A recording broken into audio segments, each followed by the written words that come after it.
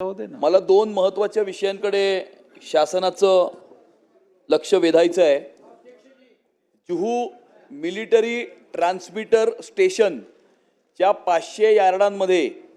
असलेल्या इमारतींचा पुनर्विकास हा गेल्या 16 वर्षापासून थांबलेला असून या संदर्भामध्ये बहुतांश इमारती या आता 40 वर्षापेक्षा जास्त जुन्या झाल्या असून त्या ठिकाणी आता एक इमारतींना मुंबई महानगरपालिकेची C1ची नोटीस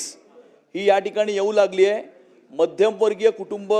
त्या इमारतींमध्ये राहत असून जर C1ची नोटीस आली आणि डिलॅपिडेटेड डिक्लेअर झाली तर सर्व सदर कुटुंबांना रस्त्यावर येण्याची वेळ येणार आहे अध्यक्ष महाराज। त्यामुळे माझी शासनाला ही विनंती आहे की DCR मध्ये या संदर्भामध्ये आणि काही रेग्युलेशन्समध्ये प्रावधान करून या जुहू मिलिटरी ट्रान्समीटर स्टेशनच्या 500 यार्डामध्ये असणाऱ्या इमारतींच्या पुनर्विकासाचा मार्ग काढावा आणि हे अधिवेशन संपण्याच्या अगोदरच सदर पॉलिसी आणि सदर रेग्युलेशन हे या ठिकाणी विधानसभेमध्येच या ठिकाणी निवेदन शासनाने करावं अशा प्रकारची माझी विनंती आहे। माझी दुसरी विनंती अशी आहे अध्यक्ष महाराज की